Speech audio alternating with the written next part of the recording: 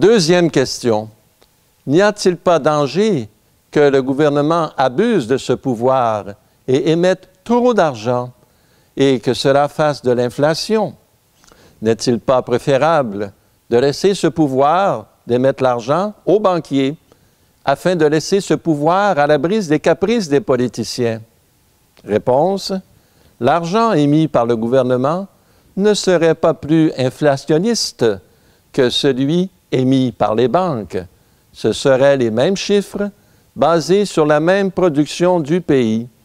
La seule différence, c'est que le gouvernement n'aurait pas à s'endetter ni à payer de l'intérêt pour obtenir ces chiffres.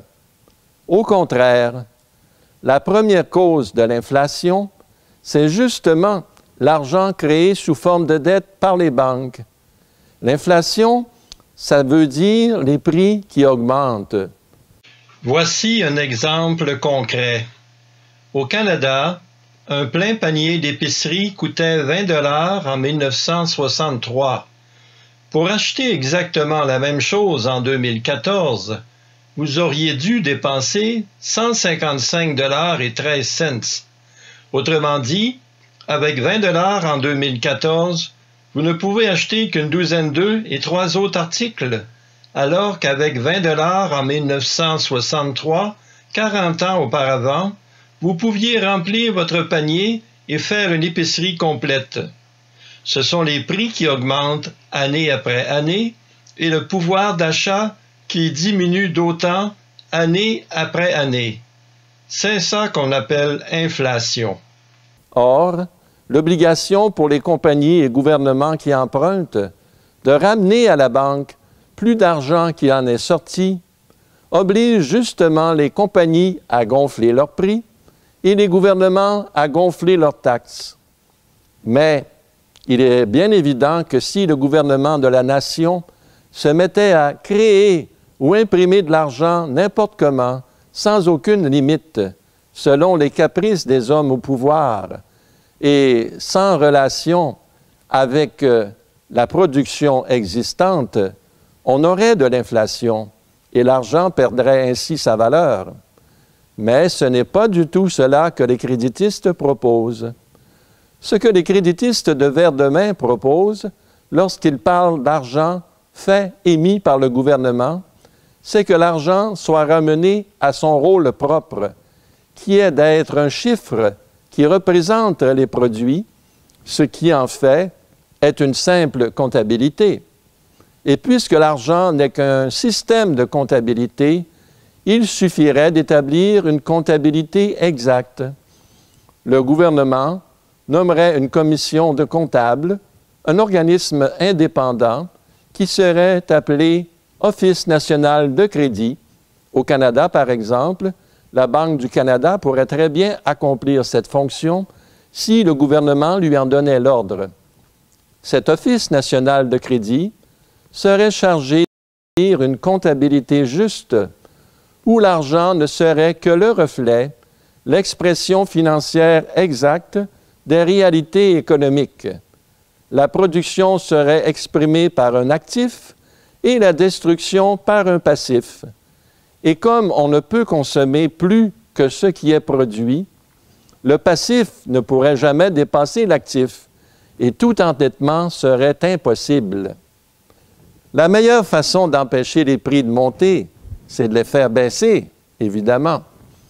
Le Crédit social propose de plus un mécanisme pour abaisser les prix, appelé escompte compensé, qui permettrait aux consommateurs de pouvoir se procurer toute la production mise en vente avec le pouvoir d'achat dont ils disposent, en abaissant le prix de vente des produits, c'est-à-dire un escompte, d'un certain pourcentage pour que le total de tous les prix soit équivalent au pouvoir d'achat total disponible dans les mains des consommateurs.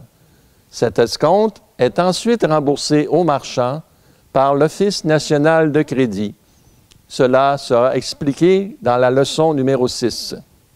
Comment espérer se sortir de dette lorsque tout l'argent pour payer la dette est créé en créant aussi une dette? Dans le système actuel, l'équilibre du budget est une camisole absurde. Ce qu'il faut équilibrer, c'est la capacité de payer à la capacité de produire et non pas à la capacité de taxer. Puisque c'est la capacité de produire qui est la réalité, c'est la capacité de payer qu'il faut modeler sur la capacité de produire, rendre financièrement possible ce qui est physiquement réalisable. S'acquitter d'une dette est simple justice si la dette est juste. Dans le cas de la dette publique des gouvernements, la justice est de ne point faire de dette tout en développant le pays. Premièrement, cesser de bâtir des dettes et, pour la dette existante, les seules obligations à reconnaître seraient celles des épargnants, de ceux qui n'ont pas le pouvoir de créer l'argent. La dette diminuerait au cours des années, au fur et à mesure que les obligations viendraient à échéance. Le gouvernement honorerait intégralement les seules dettes dont l'origine représente un déboursé réel de la part du créancier, obligations acquises par les individus et non pas les obligations acquises par l'argent créé par les banquiers, qui ne sont que des dettes fictives, créées d'un trait de plume. Ces dettes dues aux banquiers, le gouvernement n'aurait qu'à les effacer, ce qui signifierait l'effacement immédiat de la plus grande partie des dettes du Canada et des autres pays développés, et pratiquement l'effacement de la totalité des dettes des pays du tiers-monde. Les banques ne perdraient absolument rien, puisque ce sont elles-mêmes qui avaient créé cet argent qui n'existait pas avant. On voit donc que le pape Jean-Paul II avait tout à fait raison de demander l'abolition des dettes publiques pour le jubilé de l'an 2000. Dans sa lettre apostolique sur la préparation de ce jubilé, le Saint-Père disait que, dans l'esprit du livre du Lévitique, au chapitre 25, versets 8 à 28, il faut penser à une réduction importante, sinon à un effacement total de la dette internationale qui pèse sur le destin de nombreuses nations. Dans ce livre de l'Ancien Testament, le Lévitique, il est fait mention de l'année du Jubilé qui était célébrée par les Israélites à tous les 50 ans et où toutes les dettes étaient effacées. La suite de cette 4e leçon va suivre dans une prochaine capsule. Merci.